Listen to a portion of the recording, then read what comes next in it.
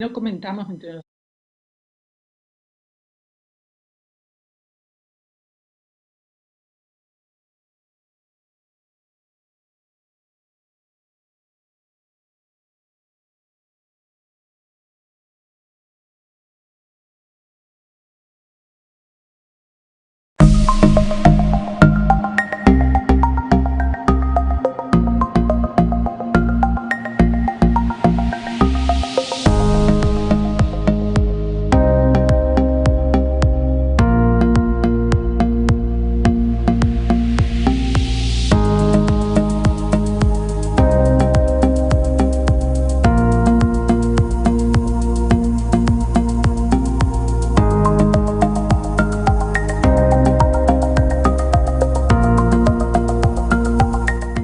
Buenas noches.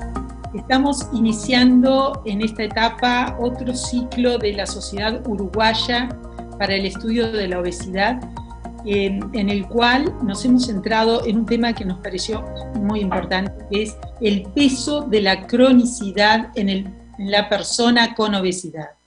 Es importante porque justamente las personas con obesidad traen sobre sí un peso que lo cargan quizá desde la niñez, y queremos analizar en distintas etapas. Este ciclo va a empezar en abril, empieza ahora, y una vez por mes será hasta julio inclusive. En esta oportunidad estamos compartiendo con el amigo y colega en la directiva de SUEO, Daniel Prendes, licenciado en nutrición, que fue también presidente de la sociedad. Bien, entrando en el tema, vamos a analizar algo, primero el cronograma, ¿no es cierto? Esto es, como le digo, de abril a julio, y el evento de hoy tendrá una duración de 90 minutos. Se va a otorgar certificado a aquellas personas que respondan a una encuesta que estará en la web del Colegio Médico del Uruguay, donde dice Educación a Distancia en el ciclo SUEO. En cada una de las actividades responden a la encuesta, y si completan el ciclo de los cuatro eventos, tendrán un certificado. El evento está grabado, por lo tanto pueden verse luego en el canal tanto de Colegio Médico del Uruguay como de SUEO. Bien, ahora estamos con estos dos temas. En principio, esta introducción al paciente con este peso de la cronicidad y por qué lo tiene y cómo podemos solucionar en parte, es lo que vamos a tratar durante todo el ciclo. Para eso tenemos una parte muy importante, que es la gran experiencia de Daniel en cuanto al tema también que hace la dieta en forma crónica, que en realidad es un gran problema que tienen estos pacientes. Entonces, luego tendremos un espacio abierto a preguntas. Bueno, entrando en el tema, el paciente con obesidad y el peso de la cronicidad, es ese peso que llevan, como les decía hoy, desde el nacimiento, muchos. Para eso tenemos que saber, y el paciente, la persona que vive con obesidad también tiene que saber, que la obesidad es una enfermedad, es crónica, prevalente, compleja, progresiva y recidivante. De ahí que la imagen que traté de poner es ese rulo, ¿no?, que implica distintos hilos, es una maraña de enfermedades que acompañan a la obesidad y también recidivan, vuelven como un loop, vuelve. Y por eso hay un peso en esta cronicidad, en todas las cronicidades, ¿no es cierto? Como le podemos decir a los pacientes, también el paciente diabético o el que tiene celiaquia, todos tienen una enfermedad crónica que tienen que llevar. Ya con el Colegio Médico hicimos una instancia de pacientes con enfermedades crónicas, y esto es, el enfoque en el paciente con obesidad es realmente atractivo para el profesional que trata a los pacientes con obesidad y también para el paciente con obesidad. Se dice que la obesidad está caracterizada, además de ser una enfermedad, es una enfermedad de la grasa corporal que se deposita en forma anormal o está en forma excesiva. Una u otra, a veces puede suceder. Eso se llama la adiposidad. Y eso es lo que los pacientes consultan. Y aquí quiero recalcar que es una enfermedad crónica. Hay que tener un cambio en el paradigma del tratamiento del paciente con obesidad, porque muchas veces pasamos de lo que era el tratamiento de una persona con sobrepeso u obesidad, de un tratamiento estético, que no hace tanto, que se consideraba así, solo estético, y a un tratamiento que es una enfermedad. Y ahora estamos en una situación difícil porque no todos los profesionales de la salud entienden, comprenden que el paciente tiene una enfermedad. Entonces, aquí el cambio de paradigma que planteamos es cuidar de la obesidad, pero basados en que es una enfermedad crónica. El manejo de las enfermedades crónicas es diferente. Quiere decir que tenemos que dar más realce, más lugar en las políticas de salud, más lugar en la atención primaria, más lugar para atender adecuadamente a este paciente que tiene características propias. Y también debe validar, este cambio de paradigma está sacado de los últimos guidelines de la Sociedad de Obesidad de Canadá, un grupo de profesionales muy grande que hizo unas guías que ahora se están aplicando, tratando de aplicar a cada país o a cada región. Y eso es lo que también desde la Federación Latinoamericana de Obesidad estamos tratando, de que puedan aplicarse. ¿Por qué? Porque lo que dice, debe validar las experiencias vividas de los pacientes. Eso es muy importante y depende de cada país, de cada región.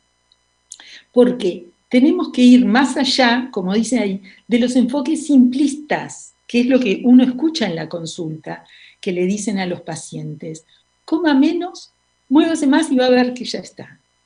Comer menos y moverse más no es el tratamiento de la obesidad.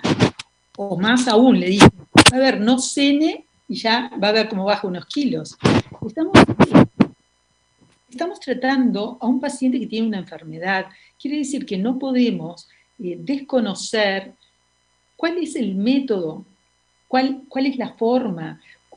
Tenemos que tener una guía, una estrategia para plantear al paciente que tiene obesidad un tratamiento, y que sea un tratamiento válido. No por moverse más solamente, la actividad física sola, ya está comprobado que no reduce el peso. Se reduce cuando hay una cantidad de factores coadyuvantes que hacen parte del tratamiento.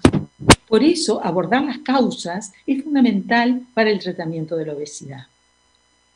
Las personas que viven con obesidad tienen que enfrentar también algo que es provoca un daño a la autoestima.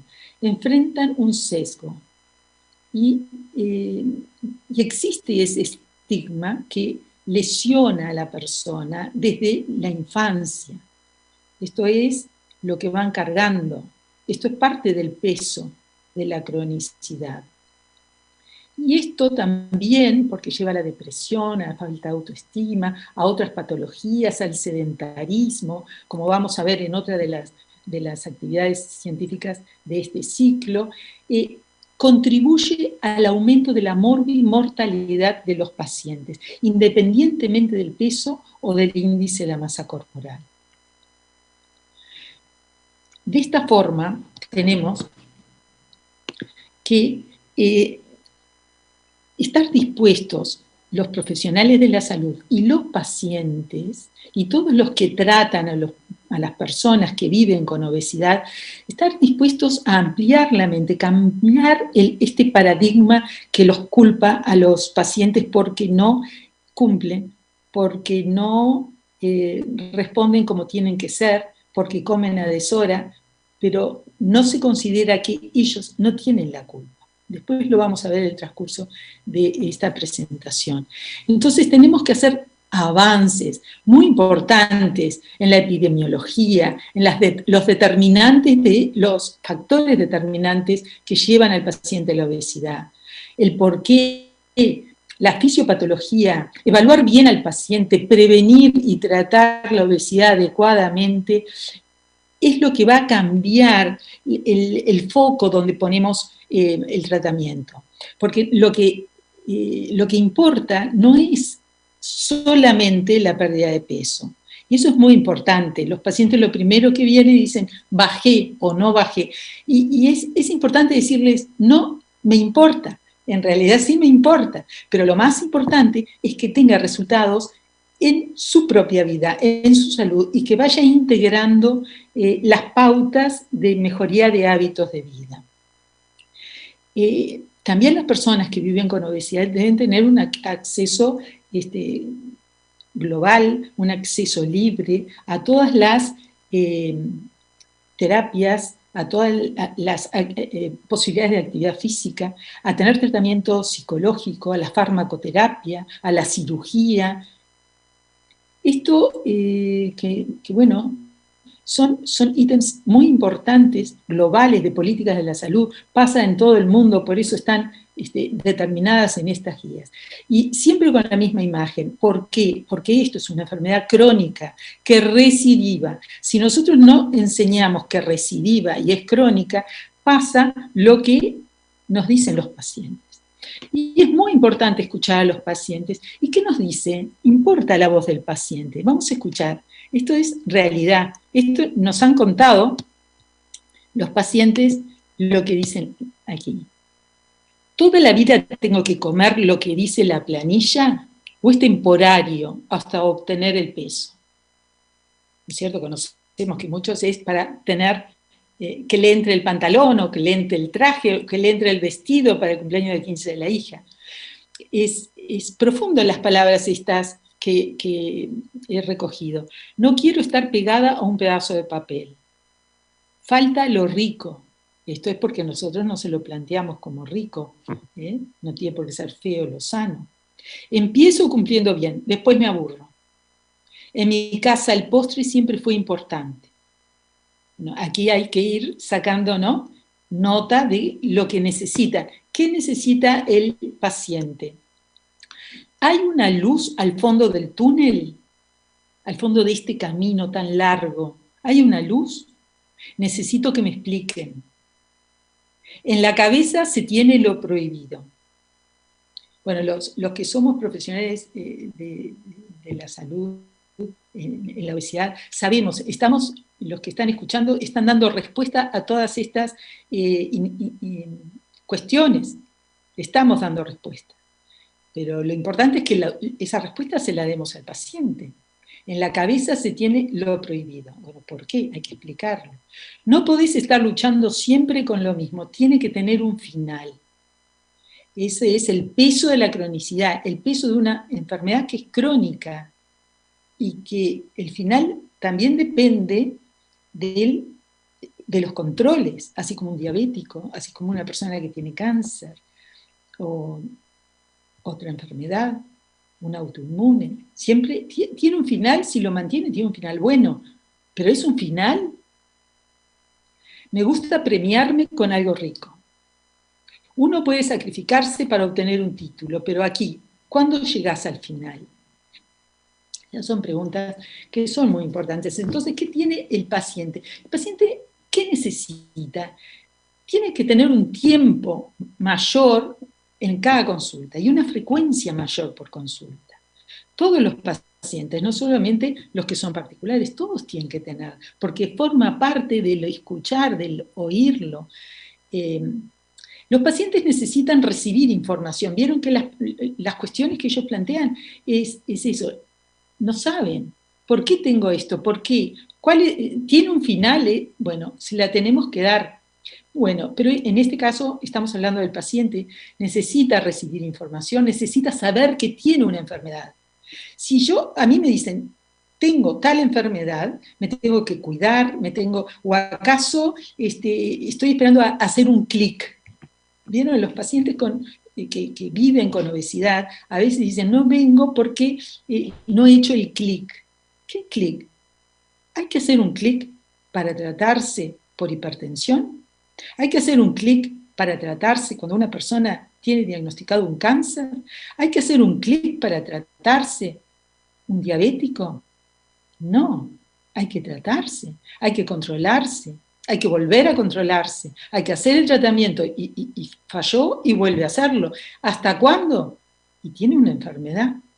Se puede controlar la enfermedad. Entonces, bueno, por ahí los cambios que vamos a ir analizando en todos estos ciclos, en todos estos eventos de este ciclo, para saber cómo salir, cómo aprender a que esto se tiene que vivir con una enfermedad controlada. Y también hay que, la persona más o menos, ¿no? A veces unos quieren más, otros menos, tienen que conocer el proceso biológico que sufren, porque lo sufren. Entonces, tanto desde el punto de vista psicológico, desde todo punto de vista, sufren un proceso que tienen que conocer. Por el otro lado, el profesional necesita dedicarle mayor tiempo, tiene que saber que tiene que dedicar mayor tiempo de consulta a los pacientes que viven con obesidad. Tiene que tener información para poder darla, tiene que tener información para tratarlo, pero en primer lugar tiene que saber que está tratando una enfermedad que es crónica, que es una enfermedad y que es crónica. Y también, por lo tanto, tiene que conocer para poder explicar el proceso biológico por el que pasa. Porque también los pacientes dicen, si me hubieran explicado que tengo que pasar todas estas etapas, qué fácil hubiera sido. Pero si el paciente tiene como una pared oscura y no sabe cuánto falta para avanzar o cuándo va a terminar, si se le explica todo el proceso, que es una enfermedad, que primero hay que diagnosticarla, que primero hay que diagnosticarla, que hay que hacer un chequeo médico para saber en qué parámetros, cómo tiene sus parámetros metabólicos, lo tenemos que conocer, desde dónde parte. No hay que tratar así como hacía un paciente que tiene obesidad, porque tiene una enfermedad. Entonces, esto es muy importante, también lo dicen las guías. Exactamente así. La narrativa cultural dominante sobre la obesidad alimenta unas suposiciones, ¿no es cierto? Son suposiciones sobre la irresponsabilidad personal y la falta de fuerza, de voluntad de los pacientes que viven con obesidad. Y les echan la culpa y la vergüenza. Eso es, qué cruel, ¿no? Eso es lo que estamos viviendo, lo que vivimos los que tratamos obesidad. Y los que no tratan obesidad tienen que saber que si a un paciente se le dice, lo que pasa es que usted no sabe cerrar la boca. ¿Cómo le va a decir eso? Es que no puede. Porque no se le ha enseñado, porque no se le ha habilitado a que su organismo funcione mejor para que esos impulsos puedan ser frenados. En nuestro país no tenemos medicación como en otros países que utilizan para mejorar estas compulsiones, no tenemos medicación específica. Entonces, creo que es bueno esa parte, porque lo que tenemos sí es estudiar cuáles son los procesos biológicos, cómo es la normalidad del proceso de la digestión, cómo es el proceso de la autosatisfacción. Entonces, por aquí hay, como vemos, hay un equipo de personas que vamos a ver en el ciclo, que nos van a hablar desde el punto de vista psicológico, cómo sufre el paciente este estigma, este sesgo que se le hace incluso desde los propios profesionales. Por lo tanto, los profesionales, ¿qué debemos hacer? Tener ese conocimiento suficiente sobre la adiposidad u obesidad como enfermedad. Saber que es una enfermedad crónica, que es crónica, que no es bajar de peso para la operación, que es crónica, que no es que solamente tenga que tener peso disminuido porque le vamos a hacer una prótesis de cadera o una prótesis de rodilla. Es una enfermedad. Y si baja, después va a subir. Si tiene obesidad antes de la prótesis, la va a tener después. Quiere decir que a esa enfermedad, que es crónica, tenemos que saber que es progresiva, que es compleja, que lleva otras enfermedades de la mano. Se va agarrando amigas, se va agarrando la diabetes, la hipertensión, la enfermedad cardiovascular, y va, como en ese dibujo que les puse, ese rolo, cargando otra cantidad de enfermedades o comorbilidades que van haciendo complejo ese camino del paciente con obesidad. Y lo más complejo, o lo más negativo, es que esto también es recidivante. ¿Y cómo podemos evitar que sea recidivante? Con mayor frecuencia de controles. Es como cuando uno tiene un paciente con diabetes y necesita controlarlo. El paciente necesita controlarse. El nivel de insulina, el nivel de glicemia, necesita controlarse para poder comer adecuadamente. ¿Y hasta cuándo? Y siempre, y si no se controla, y si come mal, esto vuelve, y vuelve con complicaciones. Los profesionales de la salud tenemos que reconocer que el paciente sufre por tener esa enfermedad. Y entonces, nosotros, además de tratarlo, tenemos que apoyarlo. El tratamiento es un apoyo, y es un apoyo integral de todo su ser. Nosotros tenemos que saber quiénes viven en su casa, qué le gusta comer, porque hay pacientes, hay personas que no les gusta comer determinadas cosas, y si nosotros se las damos, no las va a comer. Entonces, el profesional que le va a dar la parte de alimentación a este paciente tiene que saber que hay cosas que al paciente le molesta o puede dejar de ir al tratamiento con el especialista de nutrición porque no le escucha. Y si no le escucha, no puede hacer el tratamiento. Ahora, Daniel es un experto en esta materia, pero tenemos que escuchar y tenemos que, en las guías también dicen, ¿no?, que tenemos que pedir permiso al paciente. Pedir permiso creo que nos suena un poco chocante a los sudamericanos, pero sí que lo tenemos que hacer, en el sentido de tratar con delicadeza un tema que es muy profundo. Un tema que todos hemos tenido la experiencia que el paciente se puede poner a llorar del dolor, de la carga que trae en todos estos años que está viviendo con su enfermedad. Con su enfermedad que no es considerada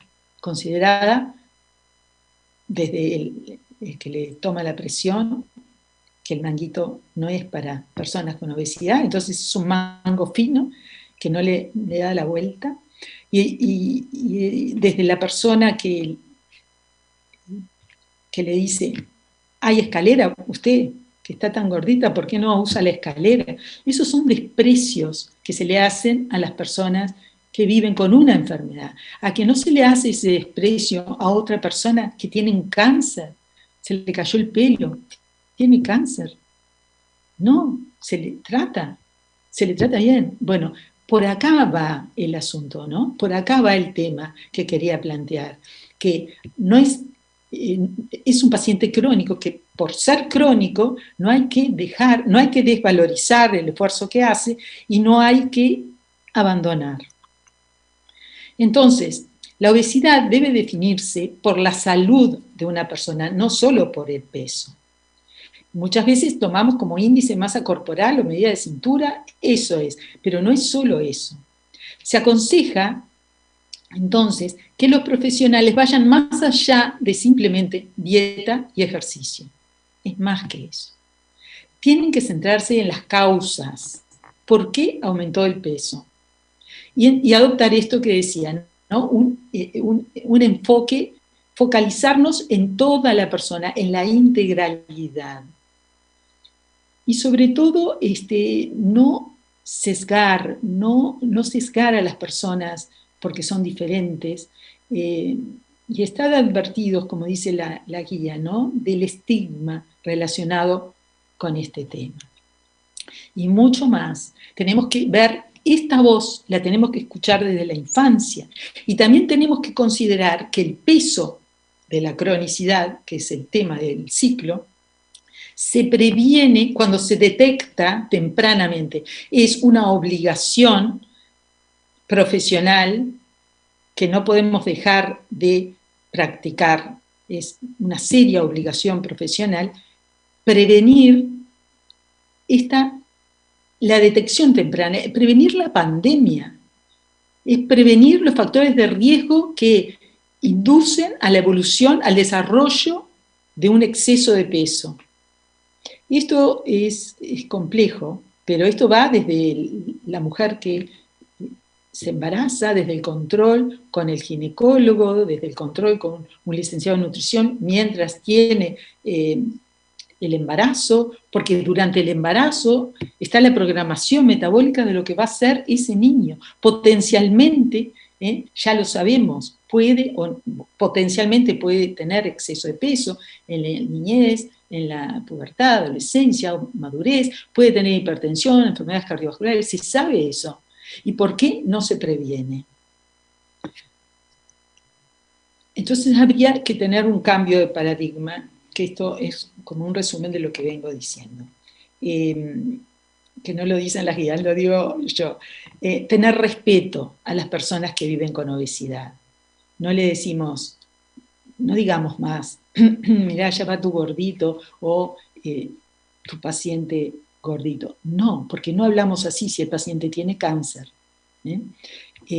Así que hay que desterrar determinado lenguaje, así como desterramos en la sociedad de obesidad determinadas imágenes para dar las presentaciones, las conferencias, no dejamos que determinadas imágenes que lesionen el respeto hacia estas personas. Comprender el esfuerzo de voluntad y de responsabilidad y la fuerza de voluntad que ponen para transformar sus vidas. Entonces, si viene un paciente que vive con obesidad, yo doy por descontado que el paciente pone todo su esfuerzo, y si no llega es porque no puede. Entonces, la segunda parte, asumir la culpa y la vergüenza que se les atribuye. En realidad, le damos al paciente lo que tendríamos que tener nosotros. La culpa es nuestra, porque en definitiva es nuestra responsabilidad el éxito del tratamiento. Gracias por la atención. Después pueden hacer preguntas y al final las contestamos con Daniel. Gracias.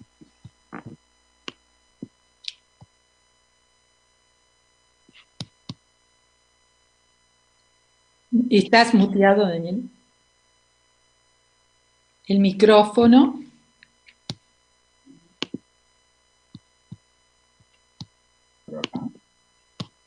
¿Ahora estamos bien? Sí. Sí, se siente, avísenme si se siente mal porque capaz que tengo un problemita de audio. Bueno, Adela, muy buena la introducción que has hecho a este tema tan complejo, ¿no? A este tema tan complejo que es la obesidad, que es la pandemia de la obesidad, que es la cronicidad de las dietas que en general realizan nuestros pacientes. Bueno, vamos a adentrarnos ahora un poco en la parte nutricional. Primero te quería agradecer, Adela, la invitación a esta jornada, a esta apertura. Y bueno, destacar eso que tú mencionaste cuando hablaste de amistad. La verdad que fueron muchos años compartidos en Sueo, haciendo muchas cosas, aprendimos mucho, crecimos mucho juntos, compartimos cosas muy lindas y cosas de las otras, y bueno, y sin duda aprendimos y reforzamos mucho los vínculos entre nosotros. Fue un periodo realmente que recuerdo siempre con mucho afecto y bueno, gracias por haber compartido eso también y con todos los compañeros y amigos que siempre hemos compartido en la directiva. Gracias a ti. A ver si puedo entonces enfocar para empezar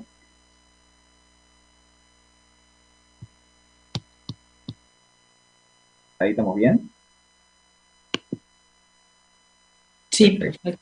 Bárbaro. Bueno, y estuvo muy bueno esa introducción que hiciste, Adela, porque justamente me has dado pie a muchas cosas. Esto obviamente va apuntado a la nutrición específicamente, pero tiene mucho que ver con muchas de las cosas que tú hablaste. Sin duda la obesidad es una pandemia, sin duda que estamos muy acostumbrados a ver cómo nuestros pacientes realizan una dieta detrás de la otra y vuelven a fracasar y vuelven a tener cada vez más peso en el correr del tiempo y vuelven a, bueno, a no terminar de fijar esos hábitos alimentarios mantenidos en el tiempo que nosotros como profesionales de la nutrición muchas veces pretendemos. En algunas personas lo podemos lograr más, en otras no tanto. Vamos a ver ahora un poco algunos detalles de todo eso, y bueno, y vamos a entender un poco, por lo menos mi idea, para transmitir a través de esta breve conferencia, era tener una dimensión de lo complejo que resulta esto, ¿no? El manejo del paciente con obesidad.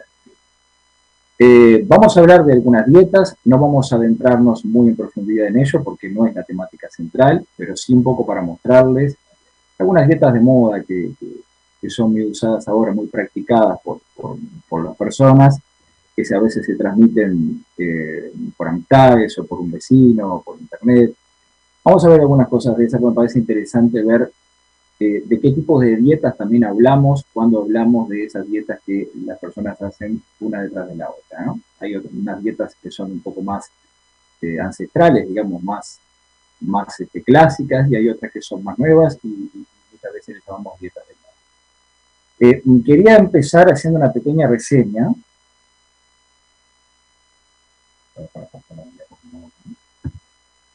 Ahí.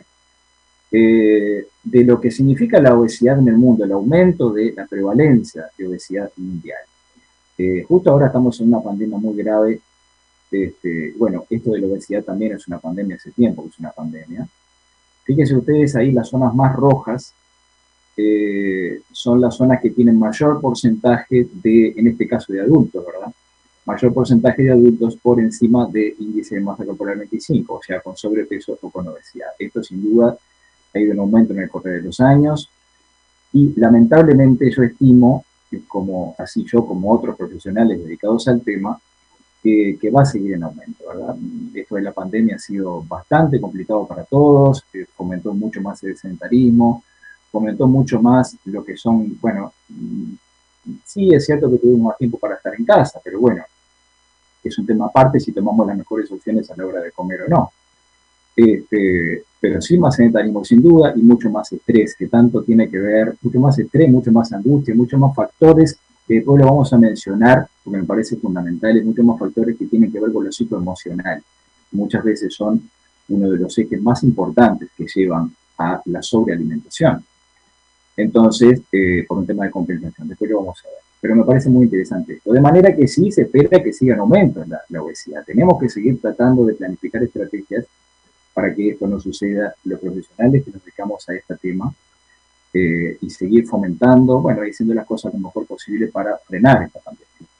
Fíjense ustedes en Uruguay, esto lo saben, la mayoría de los que trabajamos con obesidad lo sabemos, ¿verdad? Desde el año 1998, que fue donde se hizo el ENSO 2, Encuesta Nacional de Sobrepeso y Obesidad, perdón, el ENSO 1, liderado por Pizarro, hasta el 2013, que fue el año donde se publicó la segunda encuesta nacional de factores de riesgo del Ministerio, y fíjense ustedes, pasamos de 51% de adultos con exceso de peso a casi 65%. No tenemos datos posteriores, oficiales por lo menos, pero sí el aumento es verdaderamente dramático, ¿no? Yo estimo que debemos estar todavía más arriba en este momento, más después de este tema de la pandemia. Fíjense ustedes, aquí en el medio aparece lo que fue el ENSO 2 en el 2006 y también la primera encuesta nacional de factores de riesgo. En todos los estudios, en todas esas publicaciones con validación poblacional, se vio un aumento del exceso de peso. También sucedió en niños, ¿verdad? Estamos casi en un 40% de niños con exceso de peso. Realmente es alarmante de verdad. Y como les decía, seguimos en aumento. Esto es una forma gráfica de representar eso que acabo de decir. Me pareció muy interesante. Me parece muy bueno el trabajo de los que hicieron esta guía alimentaria para la población uruguaya 2015 del Ministerio de Salud Pública, porque realmente es un material muy interesante, muy gráfico, muy didáctico, muy claro.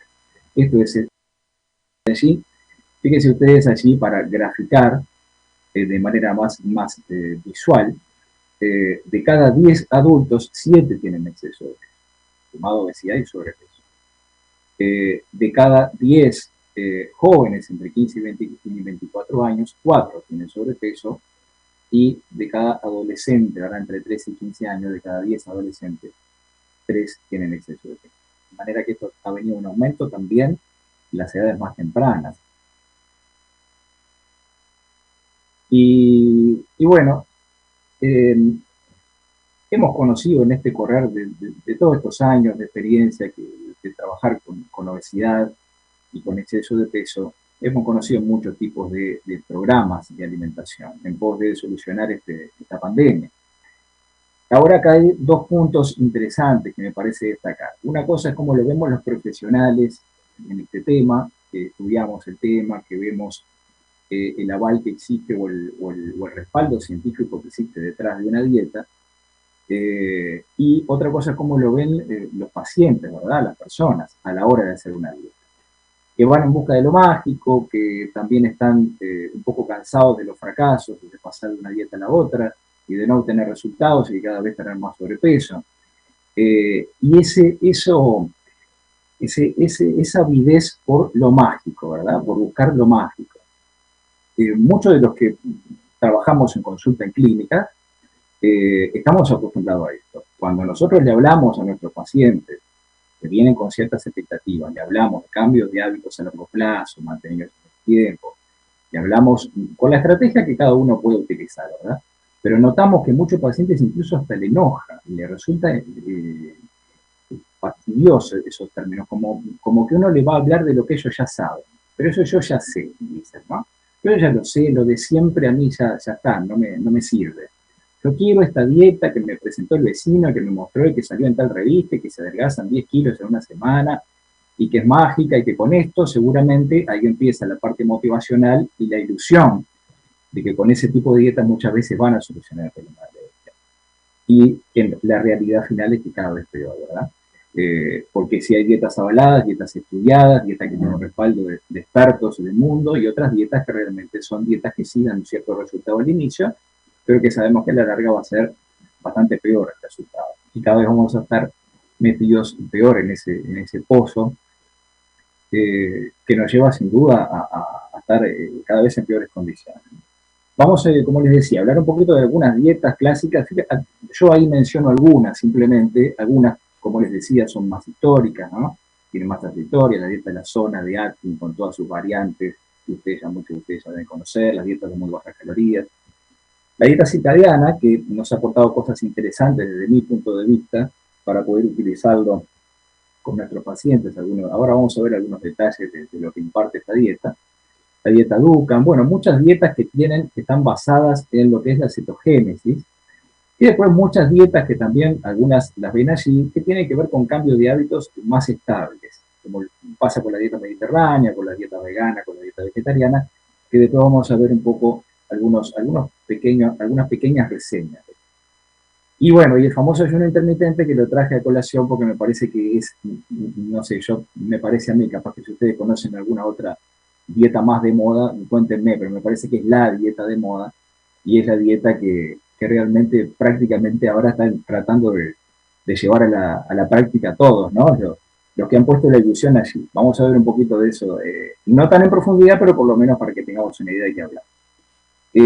Bueno, ahí reuní, hay más seguramente, las dietas que tienen un sistema de cetogénesis para bajar de peso. Por supuesto, cuando hablamos de todas estas dietas, hablamos de dietas bajas en calorías, ¿verdad? Lo primero que apuntamos cuando hablamos de un adelgazamiento, de una pérdida de peso, bueno, tratando de que sea lo más posible con pérdida de grasa de reserva, hablamos de generar un déficit energético, ¿verdad? Pero dentro de lo que es dietas hipocalóricas, este tipo de dietas tiene ese corte, generan además cetogénesis que provocan un adelgazamiento extra. Son en general muy bajas en carbohidratos, hay distintos porcentajes, y son en general algunas también bastante altas en proteínas. Fíjense ustedes aquí algunos de los efectos de la cetogénesis. ¿Por qué la cetogénesis provoca descenso de peso? más allá de estar hablando dentro de lo que son las dietas hipocalóricas, ¿no? La cetogénesis produce reducción del apetito, reducción de la lipogénesis, incremento de la lipólisis, incremento del gasto energético por gluconeogénesis y por efecto termogénico de las proteínas. Ustedes saben que la proteína es un macronutriente, es el macronutriente que más demanda energética exige al organismo para todo lo que es digestión, absorción, metabolización, etc. Entonces, eso es un elemento adjudicado a las proteínas que también estaría como aportando otro granito de arena a lo que es el adelgazamiento. Y la reducción de los niveles de insulina que también es generado por este tipo de dietas. ¿Qué pasa con las proteínas? Estas dietas también suelen ser altas en proteínas. Las proteínas sí incrementan la saciedad, primero que también en cierta forma demoran un poco, son complejas para digerir, pero a su vez también, que muchos de ustedes deben saber que disminuye los niveles de grelina a nivel de estómago, y eso provoca un control también del apetito. Aumenta la termogénesis, por lo que ya habíamos mencionado, y bueno, y tiene una relación directa con lo que es la mantención de la masa muscular. En la masa muscular, nosotros hacemos mucho hincapié y hemos estudiado mucho en el correr de los años de ejercer esta profesión, este tema de la alimentación, las dietas y la masa muscular.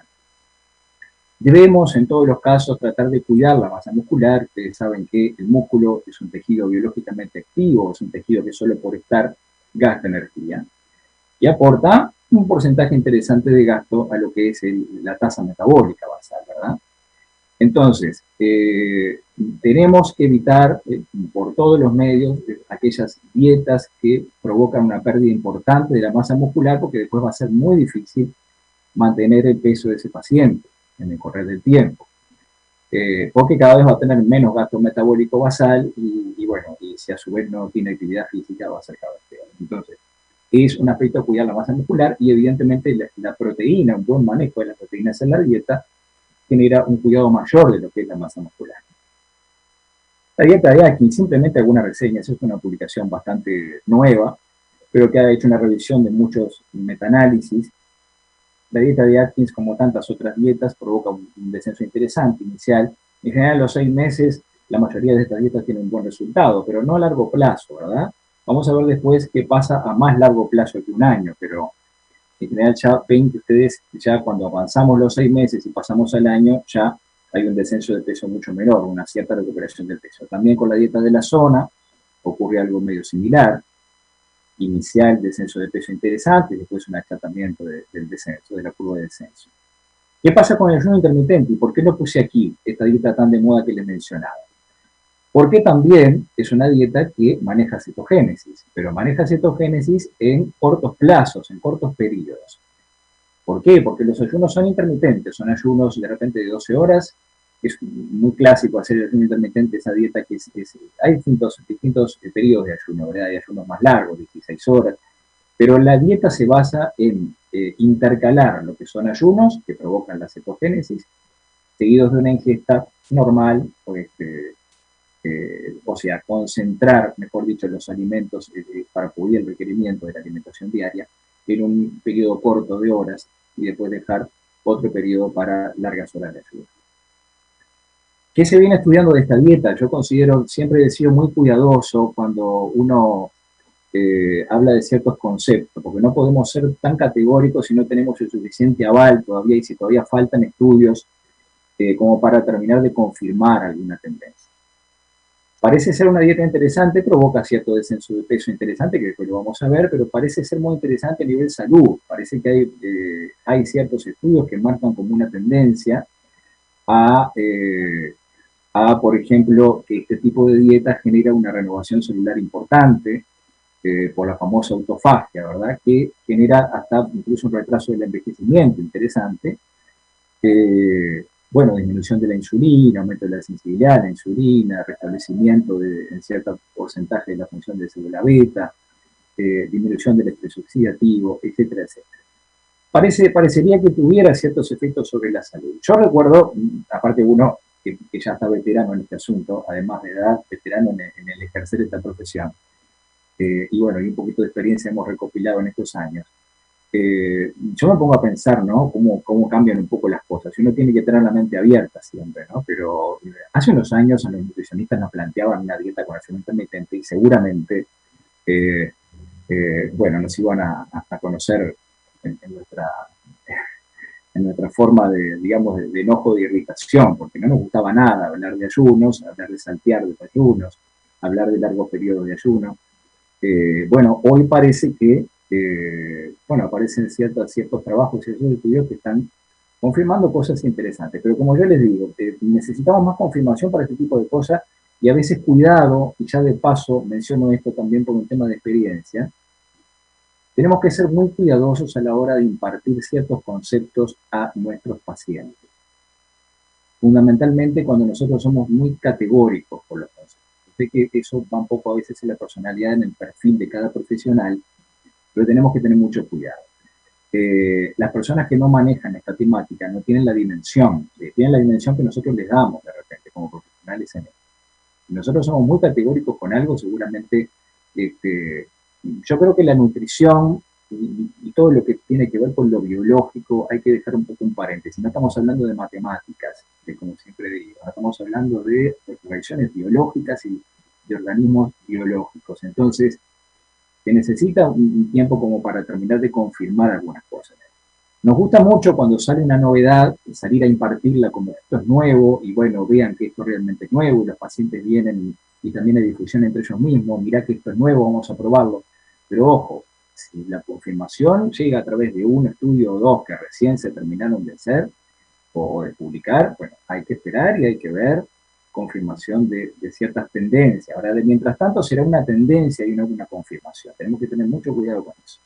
Sí, este tipo de dieta, como el ayuno intermitente, provoca descensos de peso interesantes, y supuestamente hay algunas publicaciones, algunos estudios que hablan de que no permitiría pérdida importante de lo que es la masa muscular, o sea, tiende a preservar la masa muscular en forma mucho más efectiva que lo que la preservaría, por ejemplo, las dietas cetogénicas mantenidas en el tiempo.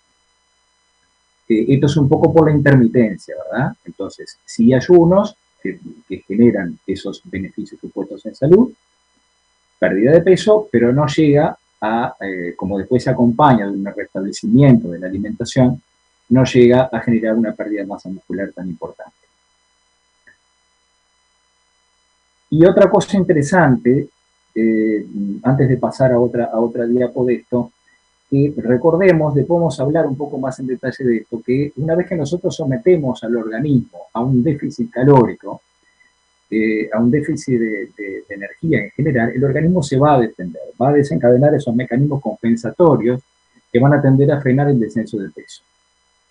En el ayuno intermitente, esos mecanismos no se dan tan fuertes como se dan en la dieta cetogénica mantenida. Esta es otra ventaja sobre la dieta cetogénica mantenida en los días.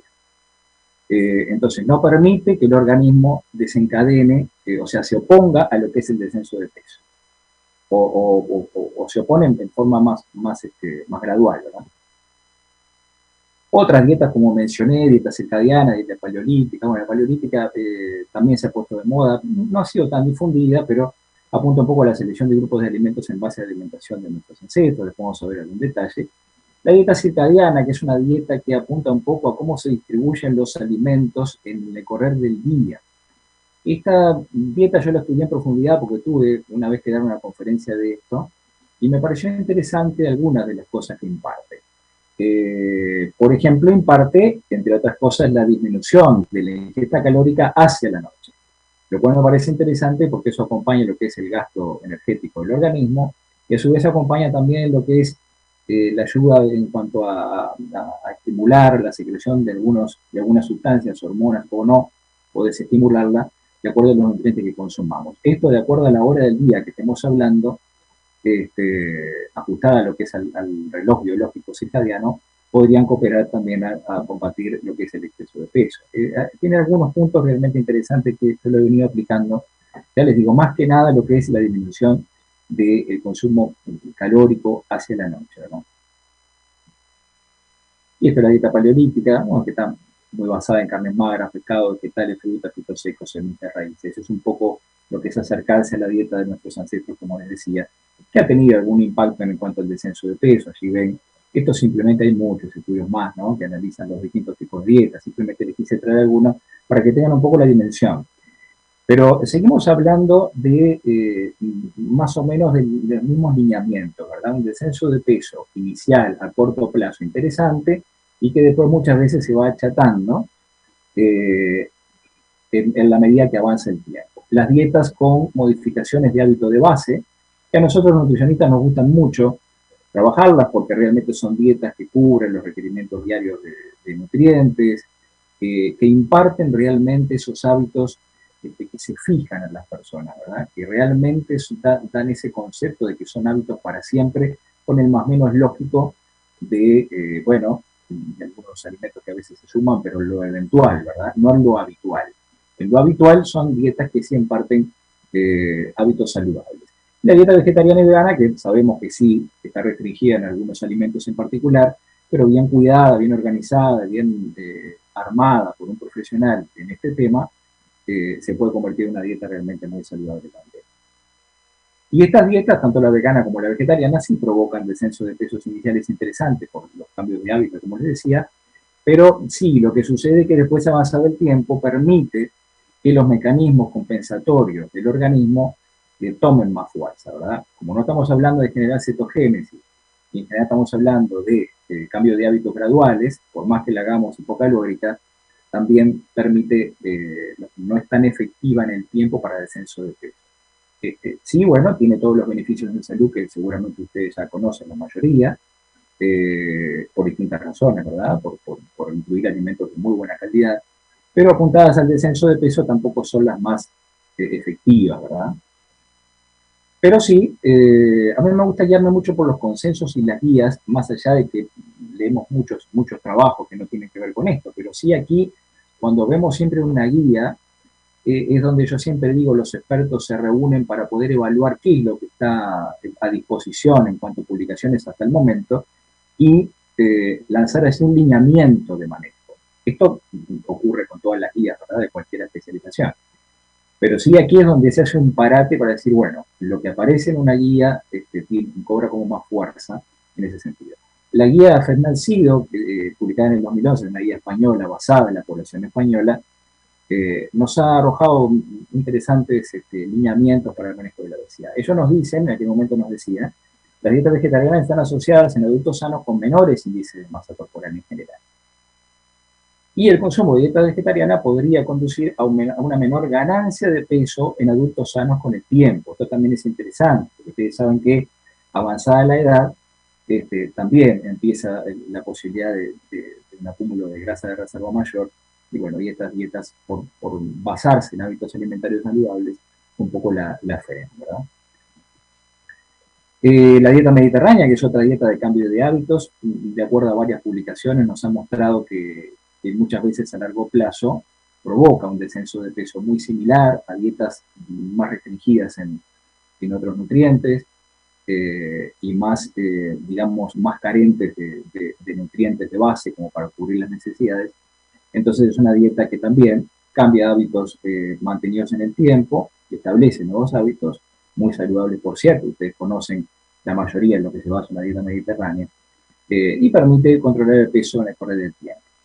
Pero claro, muchas de estas dietas, bueno, acá otra reseña también de lo que son distintas dietas en cuanto al manejo de porcentaje de nutrientes, que incluyen mucho las dietas que ya venimos manejando, ¿no?, que venimos mencionando.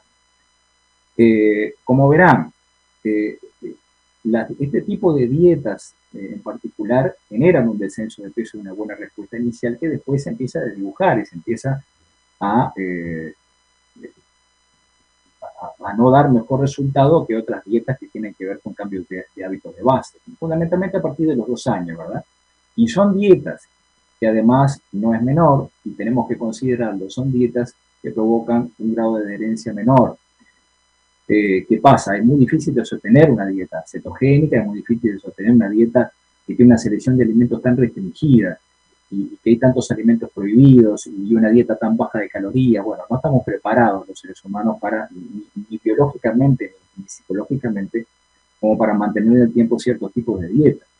Entonces, ahí tenemos dos aspectos. Está los mecanismos compensatorios del organismo, como decía, que después de cierto tiempo se desencadena, pero a su vez la pérdida de la motivación, la pérdida del placer de comer muchas veces por tanta restricción que implican algunos tipos de dieta tan exigentes. Ahora vamos a ver un poquito qué tiene que ver eso con el distante crónico y cuáles son las consecuencias. Entonces, dietas muy bajas en carbohidratos, dietas hiperproteicas, dietas muy bajas en calorías en general, sí, acá, esto es una reseña de nuevo del consenso Fernald-Cio 2011, sí generan un mayor descenso de peso en corto plazo, 3 a 6 meses, pero no a largo plazo, o sea, periodos mayores a un año. Otra vez se confirma esto que venimos hablando. Y bueno, lo que decía hoy, ¿verdad? Primero está cuando hablamos de, esto es categórico también en todos los consensos y en todas las guías de manejo. Podremos tener controversia en cuanto a qué tanto puede descender de peso o qué tan efectivo es para descender de peso ciertos métodos en cuanto al juego o al manejo de nutrientes, pero no en cuanto al déficit calórico, ¿verdad? Al generar un balance negativo, o sea, siempre tiene que estar esto porque es lo fundamental para generar un descenso de peso. Y las calorías ingeridas sean menores a las calorías gastadas, ¿verdad? Esto es sin lugar a dudas. Y ahora vamos a ver lo que hablábamos hoy, los mecanismos compensatorios. ¿Qué tan importante es esto también transmitirlo de alguna forma a nuestros pacientes? ¿Por qué razón? Cuando nuestros pacientes están empezando a sentir la sensación de frustración, de que se están enfrentando a otro fracaso dietético, a otro fracaso de su dieta, nosotros tenemos que explicarle que nuestro organismo es un organismo biológico y como tal tiende a la supervivencia. Tender a la supervivencia en este caso significa cuidar la grasa de reserva, tratar de no perderla, porque esto es un acto compatible con la vida para el organismo. Para el organismo descender de peso del organismo significa ponerlo en estado de alerta, ponerlo en estado de peligro. Como bien decía mi amigo Pizabarro y otros profesionales, muchos, ¿no? que se han dedicado a este tema, pareciera como que descender de peso una persona fuera una acción casi antinatural, ¿verdad? Contranatural. ¿Por qué? Porque el organismo, la tendencia del organismo, que nos permitió seguramente sobrevivir en el correr de tantos años, la tendencia es almacenar grasa y a cuidarla, ¿verdad? A tratar de no perderla por todos los medios. Por eso es que aparecen estos mecanismos compensatorios que se oponen al descenso de peso. ¿Qué implican con? Bueno, nosotros le bajamos el gasto energético, bien, pero le bajamos las calorías que ingerimos, bien, pero el organismo va a bajar el gasto energético naturalmente, va a buscar mecanismos para aumentar el apetito y para tratar de compensar y recuperar esa grasa que está perdiendo. Y por eso se dan este tipo de curvas tan habituales de ver, ¿verdad? Los descensos de peso, que empiezan con buen resultado y luego se van achatando. En general, ya después de los 2 años, es como un punto de corte, así donde se ve que realmente empieza a haber complicaciones importantes, ¿no? Y bueno, y acá tenemos otro esquema que lo solemos ver, que es muy frecuente verlo en los dietantes crónicos, en la gente que todo el tiempo está probando dietas, que cada vez afecta más su metabolismo por este tema de todo el tiempo estar sometidos a dietas de restricción. Alrededor de los 6 meses, ver con ya un achatamiento de la curva de descenso y después ver un efecto rebote y una ganancia de peso en determinado momento del tratamiento, del programa, ¿verdad? Y acá hay dos cosas, los mecanismos compensatorios que empiezan a aparecer, de los que mencionaba anteriormente, y la desmotivación también del paciente, que se contraponen, o sea, cuando realmente el organismo empieza a exigir más, digamos, ser más estricto con el tema calórico, ser más estricto en cuanto a no tener transgresiones, porque todo le va a servir al organismo para recuperar esa grasa de reserva. Cuando el organismo exige más, nosotros nos ponemos más liberados. ¿Por qué? Porque, bueno, nos empezamos a aburrir también. Empezamos a flaquear en esa motivación inicial. La motivación es otra cosa que he aprendido en el correr de los años, también por experiencia. La motivación genera un efecto realmente muy fuerte, muy fuerte.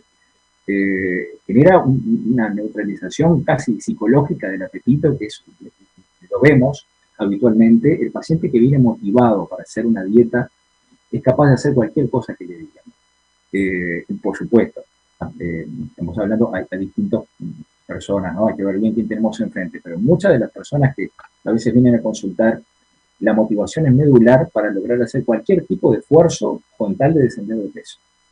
Y ahí entonces hay una respuesta mayor. Después, la desmotivación viene indefectiblemente, y eso se acompaña de los mecanismos de adaptación y vienen los efectos rebotes. Los efectos rebotes es todo un tema.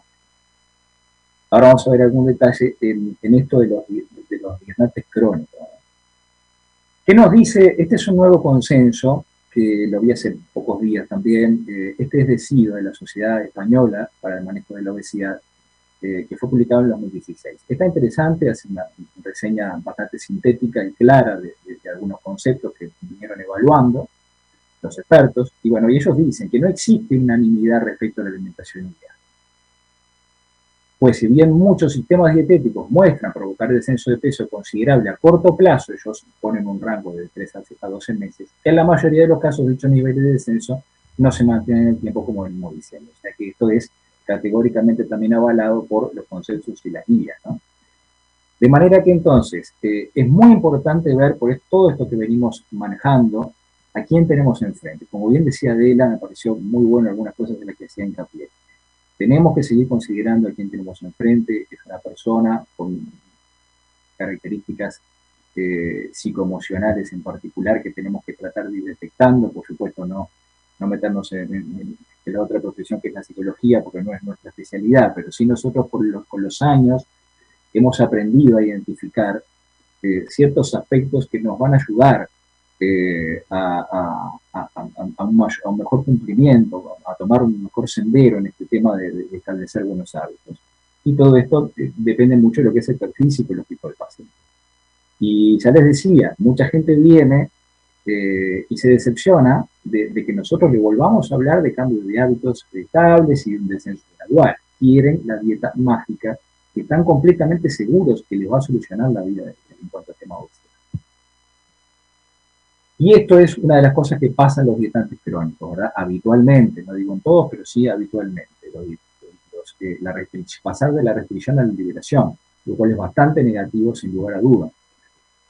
En esa búsqueda de dietas mágicas, muchas veces realizan dietas que son realmente inadecuadas.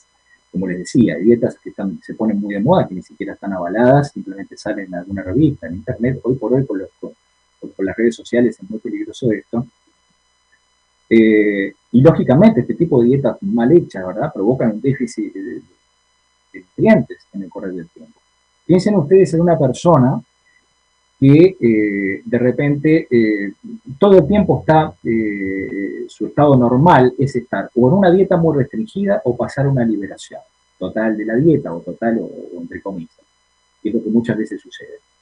Ni en la fase de restricción seguramente va a cubrir todos los nutrientes necesarios para mantener una buena salud, ni en la fase de liberación, porque cuando se libera sí, hay una avidez, ahora vamos a ver un poco eso en detalle, por ciertos tipos de alimentos que seguramente no son los más adecuados.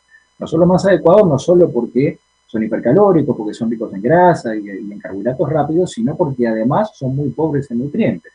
Entonces, fíjense en qué grave este asunto que estamos mencionando. No solo que vamos a tener cada vez más sobrepeso, sino que podemos tener un estado de desnutrición cada vez mayor.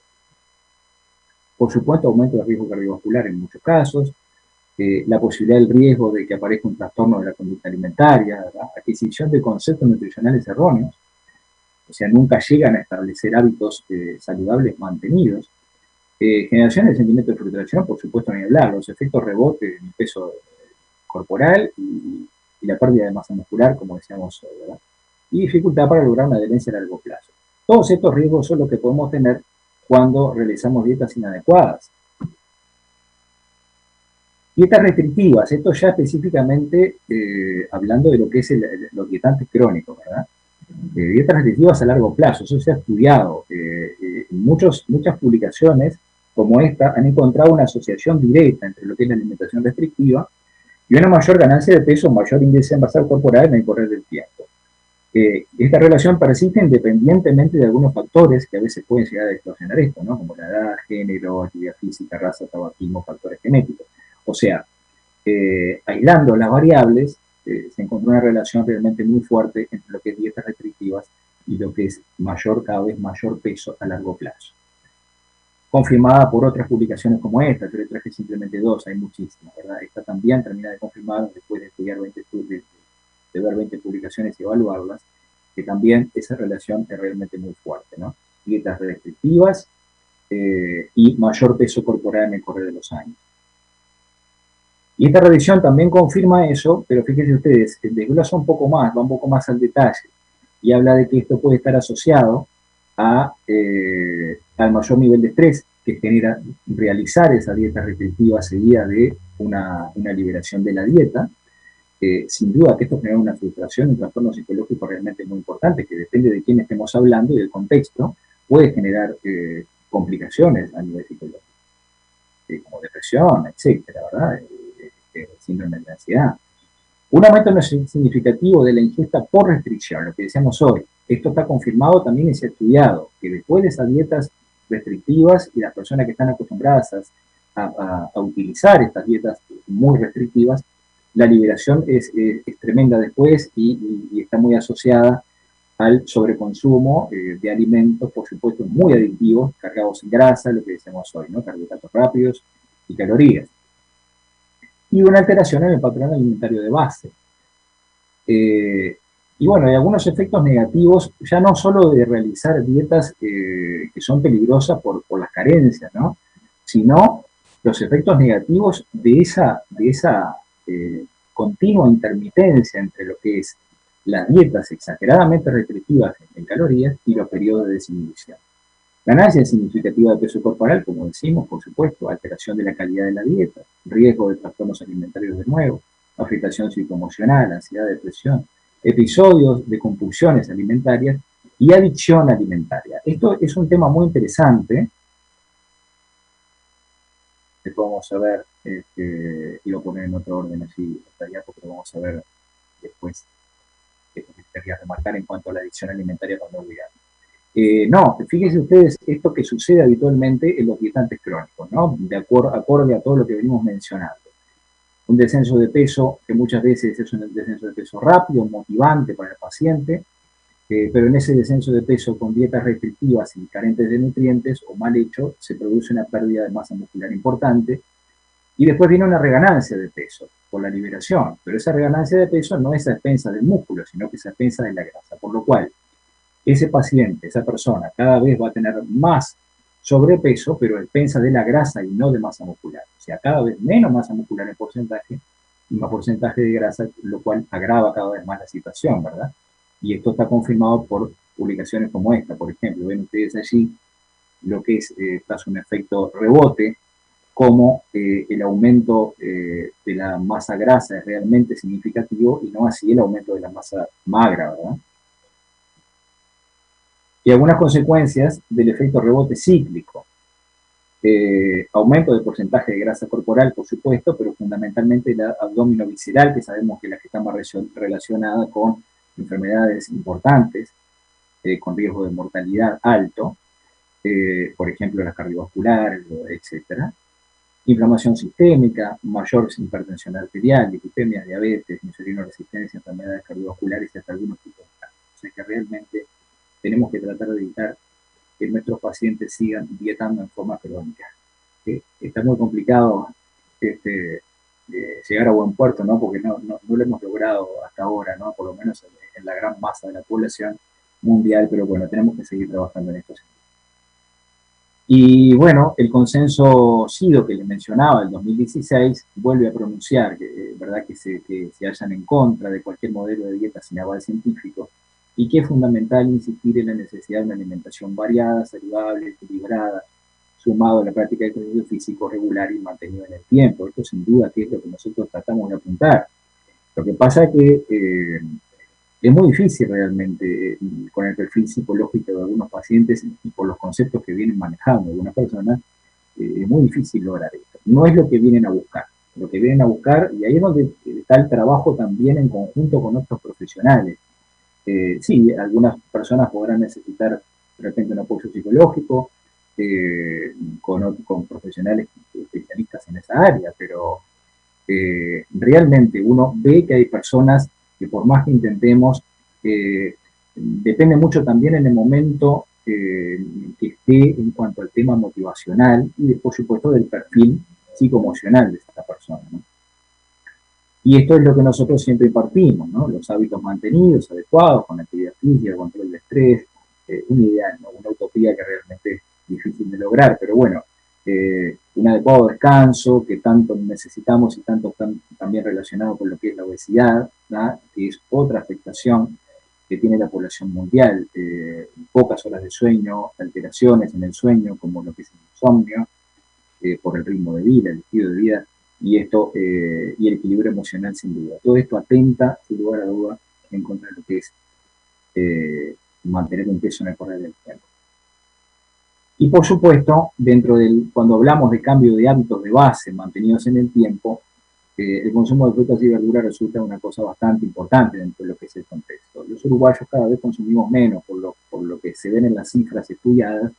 Fíjense ustedes allí, esto es comparación de la primera encuesta nacional de factores de riesgo con la segunda, 2006-2013, y bueno, pasamos de 85% de personas que consumen por debajo de 5 porciones de frutas o verduras diarias, pasamos a casi 91, o sea que todo muestra que realmente estamos comiendo pocas frutas y verduras. El consumo en Uruguay de los alimentos ultraprocesados o industrializados, también esta publicación de la OMS muestra que cada vez mayor. Fíjense, desde el año 99 al 2013, prácticamente se ha duplicado el consumo de este tipo de alimentos. Esto también está asociado, entre otras cosas, a lo que es el exceso de peso, sin lugar a dudas.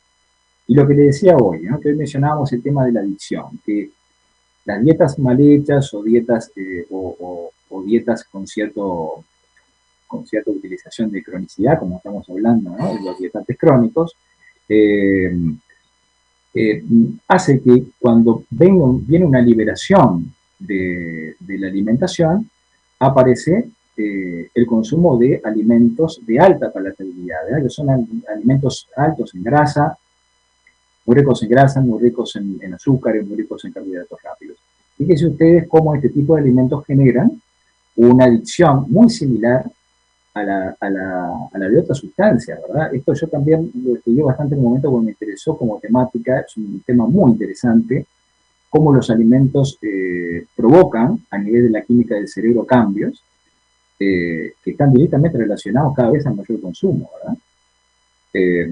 Al efecto recompensa, de placer y recompensa. Esto es muy interesante y cuanto más alimentos consumamos de este estilo, más vamos a querer comer, más vamos a tener ese apetito disparado, que no es un apetito saludable, que no es un apetito para cubrir nutrientes de base, sino que es un apetito estimulado por la mala alimentación. Y esto es un hábito que yo también lo imparto mucho. Hoy les hablaba de la dieta circadiana, y es algo en lo que tenemos que seguir haciendo hincapié, que los uruguayos no aplicamos mucho por un tema de nuestra rutina, ¿verdad? De tratar de descender la ingesta calórica en el correr del día y llegar a la noche con una ingesta calórica menor a la ingesta que se logra a nivel de desayuno o de almuerzo, ¿no? Y sin duda esto es algo medular, y por eso ya estamos terminando con esto, me parece que es un poquito más larga de lo que yo pensaba. Yo soy un convencido, también un poco de acuerdo a la experiencia de tantos años, que, como decía bien Adela, que los pacientes no es que en realidad no saben lo que hacer. Muchas veces nos plantean de que sí, sabemos lo que tenemos que hacer, ¿no?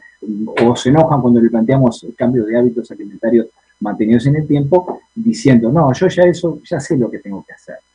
Pero ¿qué pasa? ¿Por qué razón es que no se puede terminar de cumplir? Esto sin duda tiene múltiples puntas, pero una de ellas son todo lo que digo yo, la ola de la vida moderna, ¿verdad? Que nos ha pasado un poco por arriba en todo sentido. Fíjense ustedes, cada vez menos horas en las casas para poder preparar nuestros alimentos, para poder dedicarnos a la alimentación. Yo siempre digo que es imposible, es imposible querer ganar una competencia de natación en una olimpiada sin tirarse a una piscina en todo el año, ¿verdad? Bueno, esto es lo mismo. Entonces, es un tema de que para nosotros mejorar nuestra alimentación tenemos que dedicarnos, ¿verdad? A realizar nuestras compras, pensar, planificar lo que es la alimentación de la semana, cocinar más en casa, si tenemos que cocinar los fines de semana para tener entre semana porque no tenemos tiempo los alimentos disponibles, no llegar y no tener que comer y por el apuro del hambre terminar pidiendo un delivery o comiendo lo primero empaquetado que se nos cruce. Son todas cosas que tenemos que ir trabajando con los pacientes. Pero además, me parece medular, y por eso digo que esto es uno de los aspectos que tienen que ver con la vida moderna que nos ha pasado un poco por encima, es toda la afectación psicoemocional que ha generado la vida moderna. Las exigencias, el estrés, bueno, cada vez menos horas de sueño. Yo creo que las alteraciones de sueño tienen mucho que ver con los temas emocionales, y todo lo que los especialistas en psicología, que son los reales especialistas en esa temática, siempre nos hacen hincapié, ¿verdad? Las emociones que son canalizadas o llevadas a la alimentación, ¿verdad? Emociones no expresadas, o esos sentimientos negativos, ¿no? Esos estados de ansiedad que se llevan todo el tiempo a la alimentación como mecanismo compensatorio. Entonces, una persona que está deprimida, una persona que está con un periodo de ansiedad importante, que está pasando por un estrés importante y que uno la ve afectada psicológicamente, va a ser muy difícil que se pueda concentrar en cualquier dieta que nosotros le demos. Es muy complicado. Entonces, esto es sinceridad medular. Y esta publicación lo confirma, ¿verdad? Simplemente para sumar más de una publicación que tiene este concepto, ¿no? Uno de los factores asociados al exceso de ingesta está relacionado con la dificultad para identificar y manejar ciertas emociones. Cuando estamos ante esta situación, el tratamiento de obesidad no debería consistir solamente en prescribir dietas restrictivas en calorías, lo que venimos mencionando, ¿verdad? Es mucho más. Como personas, como individuos, somos mucho más, somos un todo que tenemos que empezar a verlo así para realmente empezar a tener éxito en este tema del sobrepeso. La canalización a través de los alimentos, ¿no? El placer de comer, que es algo que también siempre lo tenemos que tener presente, que no podemos dejar nunca de lado, porque una de las motivaciones más medulares para la ingesta que tiene el ser humano es el placer de comer, sin duda. Y bueno, y esto que alguien lo escribió muy atinadamente, y no recuerdo quién, para serles bien sincero, pero me encanta. Yo la vi en más de una presentación y está en las redes colgada por allí. Me encantaría saber quién es, porque me parece fantástica. Y es bien alusiva a esto que venimos hablando de los dietantes crónicos. Esto es algo que debemos seguir impartiendo, ¿no? No empieces una dieta que termina de un día, comienza un estilo de vida que dure para siempre. Este es un poco el concepto central. Si bien es complejo, pero tenemos que seguir tratando de trabajar en esto. Bien, muchas gracias. Por ahí vamos quedando. No sé si se sintió bien o... Espléndido, gracias. Yo estaba preocupado por el sonido, porque digo, está, capaz que no se siente de todo, pero está bárbaro, bárbaro. Sí, se sintió genial. ¿No? Se sintió muy bien y se escuchó muy bien todos los mensajes. Fue muy buena tu conferencia, muy completa, porque también diste números, posicionaste al Uruguay, tenés toda la experiencia del ENSO 1, del ENSO 2, que lo hiciste tú mismo también con Pizabarro, Jenny Cayaptare, Alicia Recalde y otros que contribuyeron y a toda esa investigación, y claramente cómo estamos, ¿no? Con esta pandemia también en el Uruguay, que se comparte en todo el Cono Sur, bueno, por supuesto en Mesoamérica, pero en el Cono Sur también estamos en los límites con otros países como Chile. Bueno, ya Brasil ya está más que nosotros. Paraguay. Bueno, entonces, creo que hay alguna pregunta para ti, visto la hora, pero tenemos tiempo todavía. Sí, creo que hay alguna pregunta, así que nos van a presentar la pregunta. Ricardo.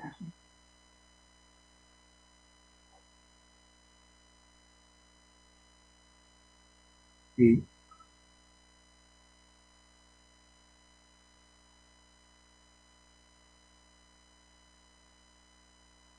Sí, 2 años. En general, yo lo que he visto están muy centrados en lo que es 6 meses como punto de corte, 3 meses, 6 meses y después un año.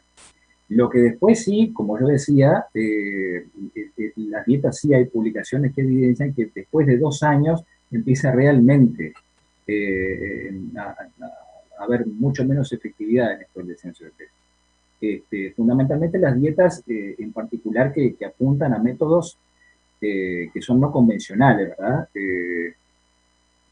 Porque bueno, como decía yo hoy, ¿no? Está todo un poco ahí concentrado, lo que es la falta de motivación, los mecanismos adaptativos del organismo, pero los estudios, la mayoría que yo he visto, son 6 meses como punto de corte, un año, y después sí mencionan las guías y los consensos, bueno, que más de un año, 2 años ya empiezan a generar descensos de peso muy similares a lo que generan las dietas moderadamente hipocalóricas, que son más que nada apuntan más a hábitos. Por eso a veces decimos que la gente se entusiasma mucho con estos métodos mágicos que prometen descenso de precios interesantes, pero bueno, le transmitimos a las personas que a largo plazo terminan con un resultado muy similar en descenso de peso que las dietas hipocalóricas moderadas, que están mucho más en línea de lo que nosotros pretendemos aplicar, pero con todas las complicaciones que ya vimos en esta conferencia, en estos puntos que yo mencioné,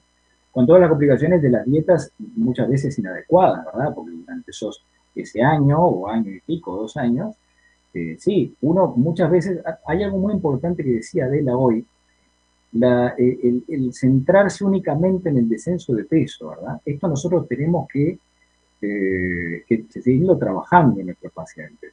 Pasan mucho más cosas que el descenso de peso. Por supuesto que el descenso de peso es fundamental porque está asociado a enfermedades múltiples, enfermedades crónicas graves que provocan mortalidad realmente importantísima.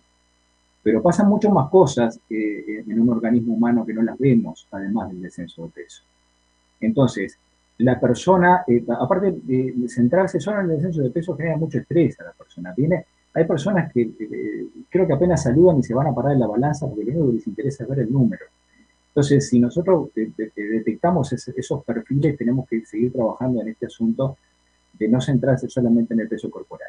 Esto aplicado también a esas dietas, ¿no? Que venimos hablando. Bueno, sí, capaz que hay dietas que en inicio generan ese descenso de peso mayor y son más motivantes de ver ese número cómo se mueve, pero hay que contarle a la gente qué pasa a largo plazo, haciendo hincapié en el peso, que realmente no es tanto más lo que se baja a largo plazo, pero a su vez mencionándole todas esas complicaciones que genera de salud, ¿no? Independientemente del peso.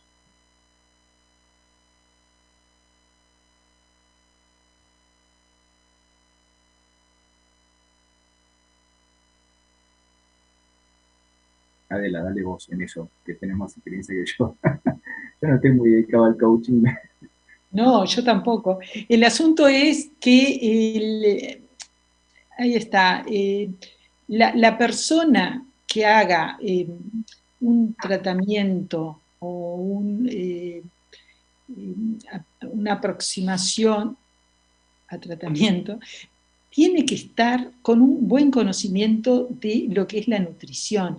Entonces, sustituir al licenciado en nutrición con un coaching nutricional no es, a mi parecer, no sería lo adecuado, nada adecuado. Hay muchas personas que están formadas para hacer coaching nutricional y son, por ejemplo, licenciados en nutrición que agregan, pero hay otras que no saben de nutrición. Entonces, el problema es la formación. No sé, ¿qué decís tú, Daniel, del tema? Sí, totalmente de acuerdo. Sí, sí, sí. Se ha abierto un poco lo que es la gama de personas que, bueno, que hablamos de nutrición y sí, yo estoy acostumbrado a lo que es la vieja formación, ¿verdad? Pero bueno, sí es cierto que hay gente formada, no con la formación convencional, que estamos acostumbrados los nutricionistas, pero bueno, sí, pero sí, hay que tener mucho cuidado con eso porque obviamente que hay de todo, ¿no?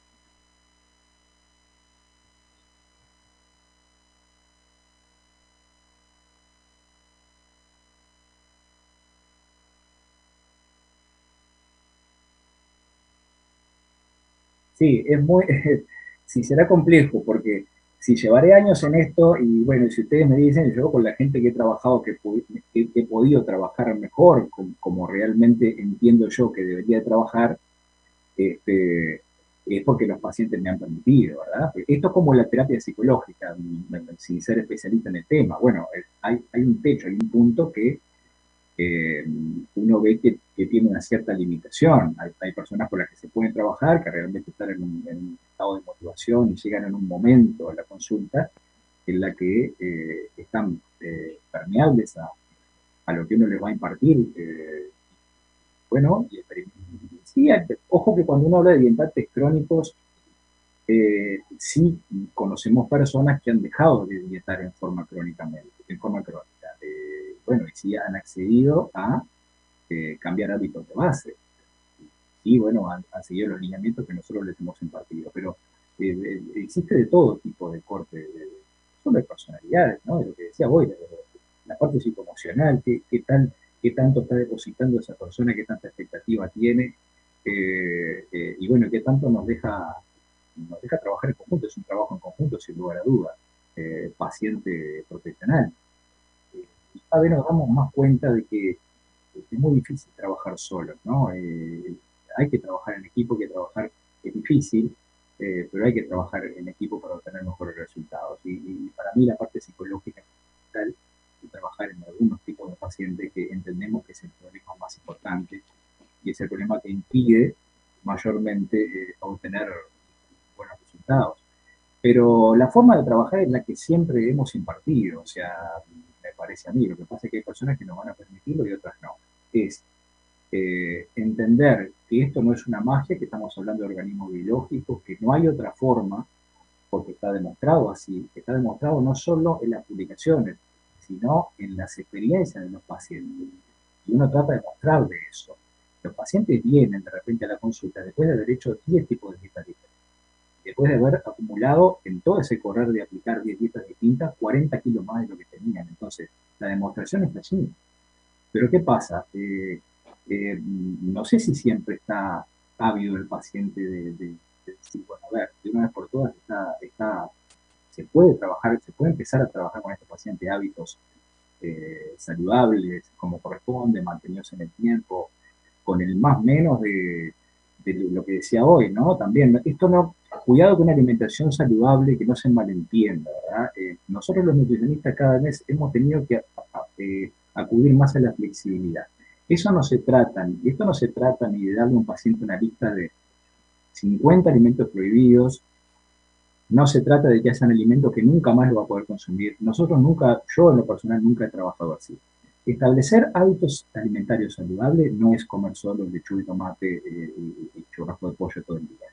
Es hacer un manejo adecuado, que es lo habitual, lo que habitualmente consumimos, que es lo que predomina en nuestra alimentación y qué es lo que tiene que ser de consumo eventual, que nos van a dar, son alimentos que nos van a dar placer, que son más calóricos, que son más cargados de grasa, que son más cargados de carbohidratos rápidos, pero que lo tenemos que manejar en forma eventual. No existe, como yo tenía un paciente que me causaba mucha gracia y que siempre me acuerdo, que me decía, bueno, vamos a hacer la dieta, sí, a mí me está yendo bien. Bueno, ¿cuándo vuelvo a los chorizos y al provolone y al dulce de leche? Todos los días. Bueno, no, es un asunto que no, es un tema de equilibrio. Y si bien a alguna gente no le cae muy en gracia ese tema porque le parece más de lo mismo, pero es un tema de equilibrio. Cuando nosotros logremos el equilibrio, es decir, dejar aquellos alimentos inadecuados, digamos, para consumo eventual, y realmente poblar nuestra alimentación habitual con alimentos saludables, encontrando el placer también dentro de esos, encontrando la forma de prepararlos de forma placentera, ¿verdad? Una ensalada no es solo una ensalada de lechuga y tomate, pero en una lechuga y tomate le podemos poner unas aceitunas, le podemos poner esa con palmito, le podemos poner hierba, le podemos poner especias, le podemos buscar la vuelta para ponerle algún fruto seco, le podemos buscar la vuelta para hacerle agridulce. No sé, hay tantas formas, como decía Adela, comer sano no es comer feo, ni espantoso, ni sufrir. Ese es otro concepto que tenemos que cambiarlo de los pacientes. Pero es eso, es el equilibrio de los hábitos. Cuando hablamos de hábitos mantenidos en el tiempo, hablamos de ese equilibrio. Nunca más voy a poder comer un chocolate, no es real. Nunca más voy a poder comer un helado común, darme un gusto, ir a un cumpleaños. Nunca más voy a poder comer un chocolate, un dulce de leche, no es real. Esas dietas no se pueden sostener en el tiempo. Es aprender al manejo, cómo manejarlo. Por supuesto que todos los días no voy a poder comer dulce de leche, chocolate y papitas fritas, pero sí en lo que es el puzzle dietético, el equilibrio diario de la semana. Yo siempre les digo a los pacientes, vamos a pensar en una semana. Esta semana, ¿qué es lo que predomina en su semana? A ver, ¿qué es lo que más come? Frecuencia de consumo de esto, de aquello. Bueno, empezar a mostrarle al paciente que hay alimentos. Es imposible mantener un peso adecuado si uno lo consume todos los días, por día por medio. Y más en ciertas proporciones, en ciertas cantidades. Después también conozco gente que las ha habido, para que ustedes vean lo complejo que es, porque esto es un tema muy complejo, que todos los días consumen alimentos de calidad espantosa y sin embargo mantienen un peso adecuado, porque es un tema calórico. Sí, está bien, entran otros temas de calidad de nutrientes cuando hablamos de la obesidad, que tiene incidencia, pero si nosotros logramos un balance energético suficiente como para que el balance entre las calorías ingeridas y las gastadas sea cero, y bueno, por más que comamos alimentos inadecuados, y no comamos fruta, no comamos verdura, no comamos bueno, los alimentos base, vamos a mantener un peso igual. Entonces, por eso, para que ustedes vean lo complejo que es, yo creo que el camino está en los cambios de hábitos, que no es la restricción eterna, ¿verdad? Los cambios de hábitos en el tiempo, ¿verdad? Y un balance, encontrar un equilibrio entre los alimentos recomendables para consumir habitualmente y los no tan recomendables que serán de uso eventual. Es un poco por ese lado. Y con todas las variantes que después entran dentro de eso, no le estoy simplemente diciendo un concepto básico, ¿no?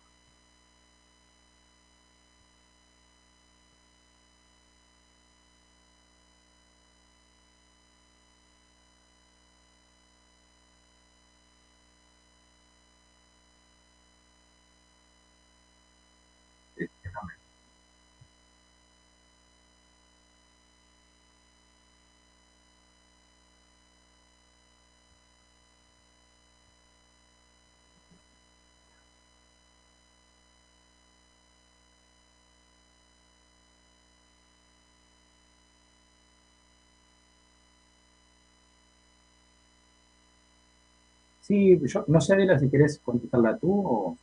Yo personalmente no las utilizo, pero me parecen herramientas fundamentales, sí, muy buenas de utilizar para que las sepa utilizar, las utilice adecuadamente, que provocan un mayor acercamiento, ¿verdad? Provoca una mayor posibilidad de seguimiento, sin duda, más en estos momentos, por ejemplo, que estamos con todo este lío, ¿no? De pandemia mundial, que estamos con esas restricciones. Sí, estoy de acuerdo con que la tecnología siempre que se use a favor, creo que, bueno, tiene sus partes, ¿no? Siempre, pero siempre que se use a favor es bienvenida porque la tecnología es un avance que hay que utilizar en todos los rubros, en todos los aspectos, en este también, en la nutrición también, en todo lo que es seguimiento. No sé, me imagino que se referiría a redes sociales, a programas de seguimiento, que nos acerquen más al paciente, que pueda mantener un vínculo más cercano. Me parece que está perfecto. También, capaz que se refería también, a ver, Adriana, a los, porque hay dos partes, hay aplicaciones, hay muchas partes, pero una puede ser aplicaciones que el paciente mismo va completando y pone cuántos pasos, cuánto pesa, cuánto come, y la otra es que el profesional se conecte con el paciente y advirtiéndole aquí, qué tal, cómo está. Me parece excesivo si el paciente lo hace en forma excesiva. Esto es una opinión personal. Y pienso, tú sabes, Daniel, que yo soy muy tecnológica y pienso que son muy buenas las tecnologías. Pero cuando el paciente controla en forma tan excesiva el tipo de comida que come, es demasiado, porque uno le tiene que dar libertad al paciente. Es lo que tú decías, el paciente tiene que comer rico, y si quiere comer algo, lo traduce en sano. Ya no está lo de pesar entre los nutricionistas, ¿no es cierto? Pesar tantos miligramos para la población general, ¿no? Pesar tantos gramos de esto, tanto de lo otro, ya está un poco más abierto a las posibilidades del plato de comida y las proporciones, ¿no? En cuanto hay aplicaciones que pesan, otras aplicaciones que hay que completar cuánto se come, cuánta bebida, qué tipo de alimento. Bueno, me parece demasiado dependiente, porque por lo menos lo que se trata es que el paciente sea lo más autónomo posible y pueda hacerlo conscientemente por su cuenta. Pero sin embargo, es divertido. Sí, está muy bueno que agregaste eso, porque yo no lo había visto por ese lado, y si es por ese lado, estoy totalmente de acuerdo. Todo lo que obsesione al paciente, le genere obsesión y sume estrés y sume presión, no está bueno, hemos comprobado que no está bueno en este tema. Claro. También puede ser divertido por etapas, ¿no? Sí, puede ser divertido llenar, por ejemplo, hay uno que es para cuánto bebes, ¿no? Entonces llena los vasos o el tipo de botellita, entonces de ahí va saliendo si toma líquidos, si toma agua realmente en el día en cantidad suficiente, otro cuántos pasos da, otro, por etapas capaz que mezclar es algo divertido, porque hay que mantener el entusiasmo también. Y el entusiasmo, me acuerdo que Sharma, que es un canadiense, que hizo una de estas guías en una conferencia en el Congreso Europeo, ¿qué comparó? Él tenía que hablar del problema de, justamente, el tema que estamos hablando.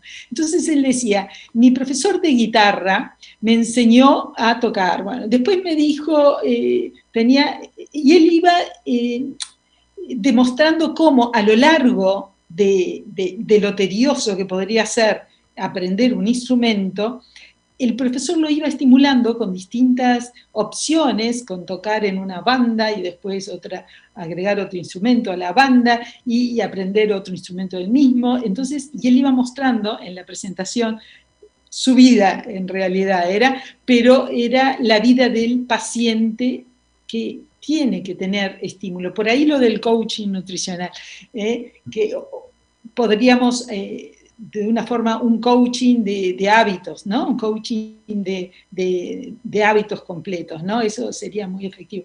Que lo anime, que lo empodere también al paciente, porque el paciente que vive con obesidad tiene en realidad baja autoestima por todo el entorno. Entonces, que alguien le estimule a seguir adelante, eso es muy bueno. Por eso lo de las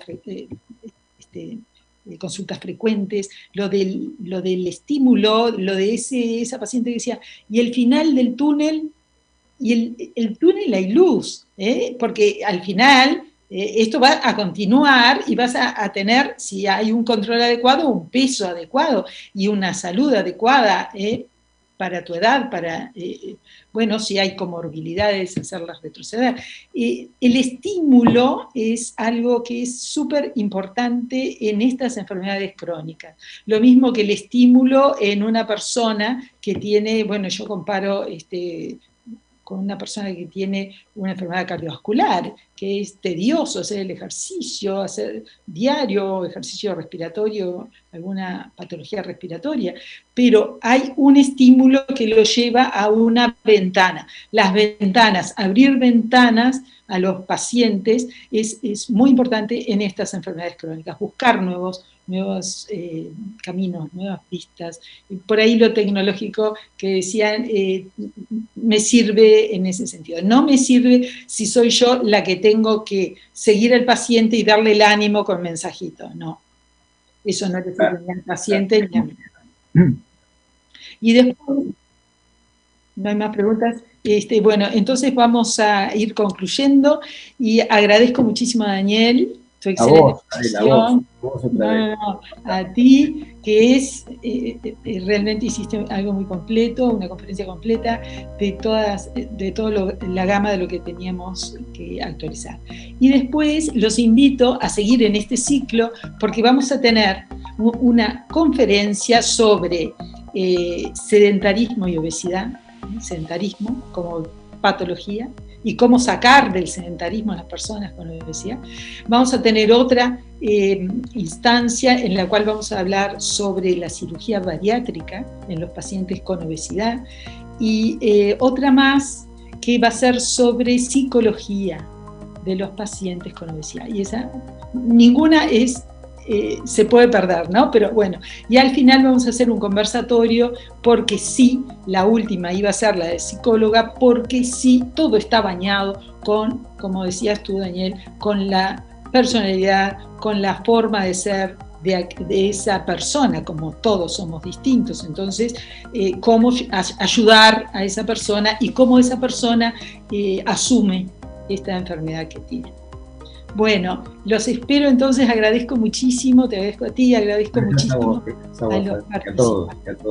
A todos. Bueno, les recuerdo solo que va a haber una encuesta en la página web del Colegio Médico del Uruguay, en la educación a distancia, en la parte de educación a distancia, SUEO, y ahí entran. Cuando tengan completadas las 4 encuestas, bueno, ahí les damos un certificado de asistencia a este curso. Bueno, gracias. Hasta la próxima, que va a ser el 4º martes de mayo. Gracias a todos.